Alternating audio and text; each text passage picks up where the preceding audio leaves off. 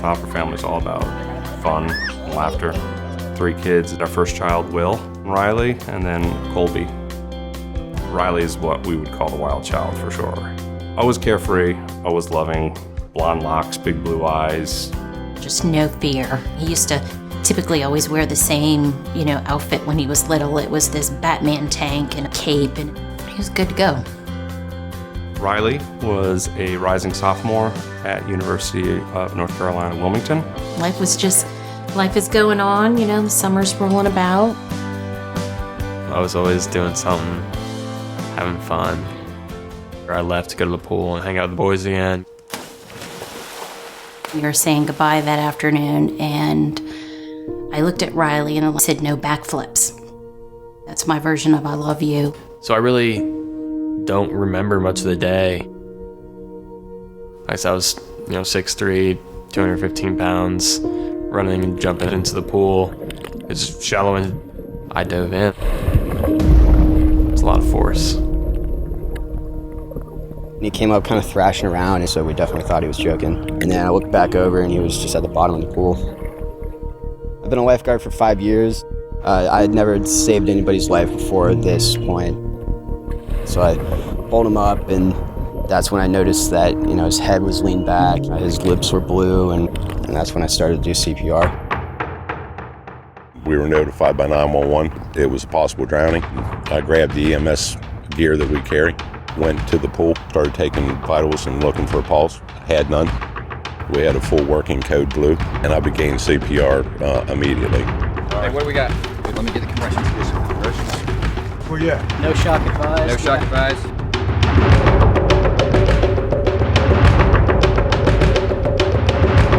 Guys, I got a fairly obvious deformity on the back of his C-spine, okay? I'm pretty sure we got a neck injury here. 1, 2, 3. All right. When we found out that it was in fact from a spinal injury, that moved it from a regular code to what we call a trauma code. So we decided to transport him to Duke University Hospital because that was the best place for him.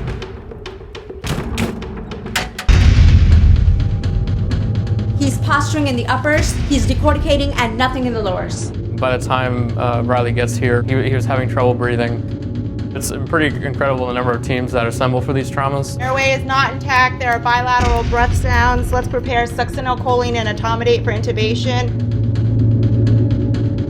The ED team quickly moved to secure his airway, meaning intubate him. Can we please get a CT of his head, C-spine, T and L? Soon after the imaging was done, it was pretty obvious he'd have a cervical spine injury, kind of in the middle part of his neck, that was causing him to not be able to move his legs. Ryley's injury specifically involved a C6 vertebra. His neck was not really attached to his skull. He had a significant amount of problems breathing. We cannot just rush him into surgery. We have to make sure that we first stabilize him. Knew his parents had just arrived.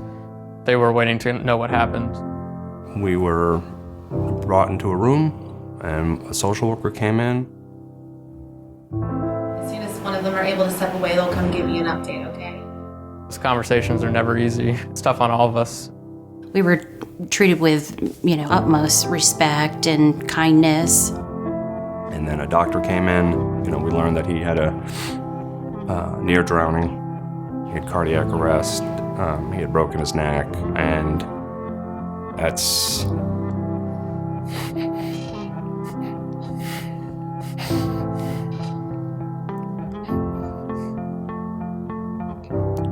It is the worst day of my life.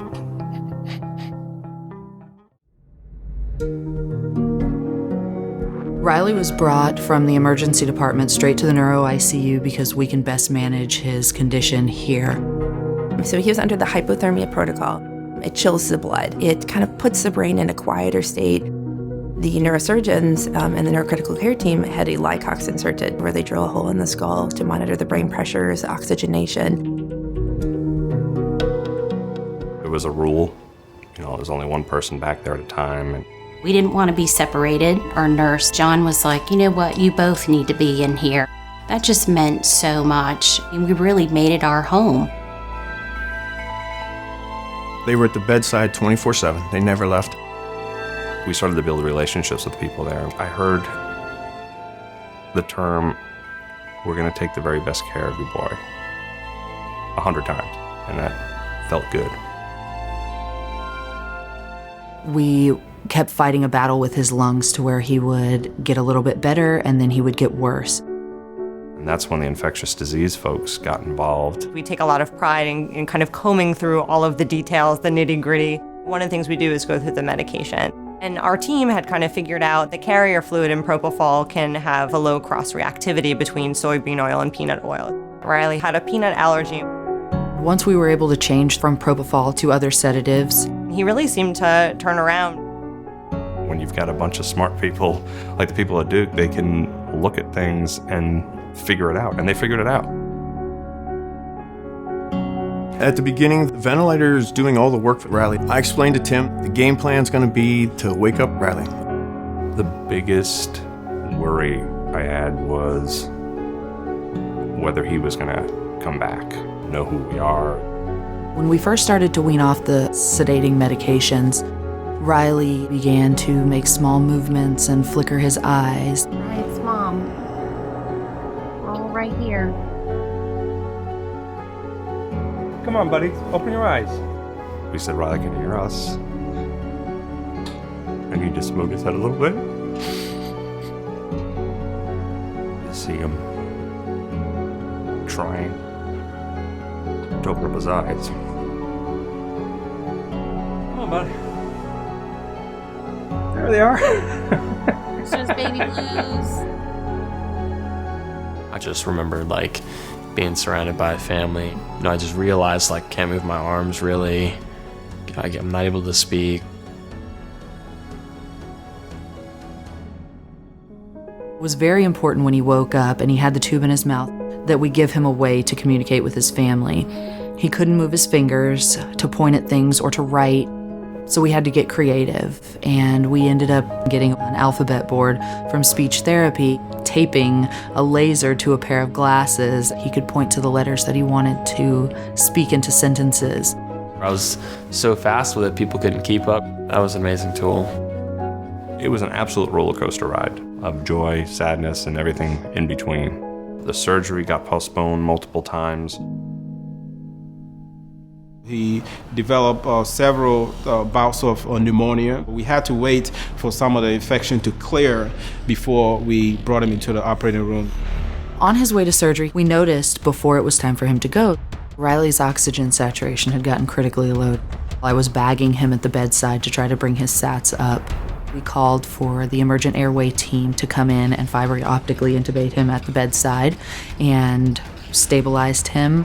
There was close to 12 or 14 different clinicians in the room.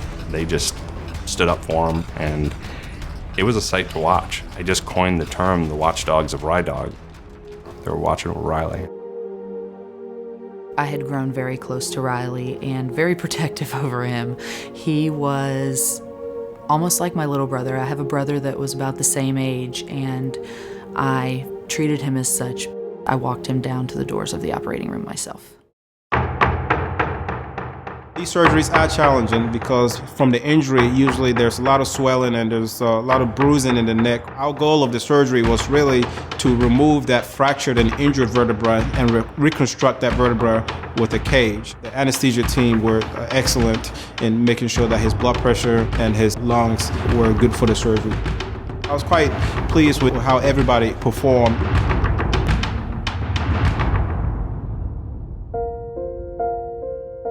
We didn't have any problems with the surgery. He did great. Everyone was watching over me. Just people showing a lot of love. We would frequently give patients who are intubated or sedated like Ryley swabs of water in their mouth because they feel dehydrated and dry. Ryley wanted something else to drink. When we got the Gatorade swabs and swabbed his mouth, Kim was at the side of the bed and tears started rolling down her face. It was a treat for Ryley to just get something else in there.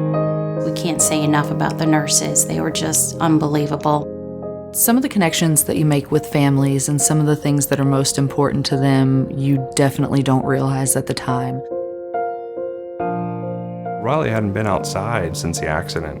We just decided, let's get him outside. We mobilized the troops and nurses, respiratory therapists, and we were able to give him hope by taking him outside. Feel the heat, brother? Everybody was in their role, trying to make sure everything was safe. It's really good for me. Be out in the sun. They're on top of it. It's a dream team. It was time for him to move on. We needed to get him into a rehab hospital. The Shepherd Center in Atlanta. Being able to provide the family and the patient as a whole of care that can decrease their stress or pain or sadness, that's what we're here to do. 1, 2, 3. I was excited and happy for him to move on to the next phase of his journey. After leaving Duke, I moved on to using the power chair with rather than the sit and puff, using my hand. Now I'm pushing myself around in this manual chair. Started feeding myself a little bit. I'm learning to brush my teeth on my own. I think the next step right now is getting fine motor. This is the chapter we're on. There's good things to come. We don't know where he'll be in 6 months or a year. So yeah, we've got a long road ahead of us. But, you know, I have the greatest gift. He's alive. Thankfully, Connor did know CPR and was able to initiate that. I was one person on this team of people. If the EMS and firemen didn't get there on time, then, you know, it would have been a lot worse. I think it was a lot of people that helped, and especially all the people at Duke, too. I think where you start, the care you get in that really fragile time in the beginning, you know, it sets you up for success in the future. With a team like that, they set me up right. I was in good hands. Ryley suffered a serious spinal cord injury, and in most parts of the world, a lot of patients will not make it through. The fact that he was able to be discharged and now is at home and is able to regain some function is significant. I view that as a victory and also, to some extent, a miracle. Ryley's still very young.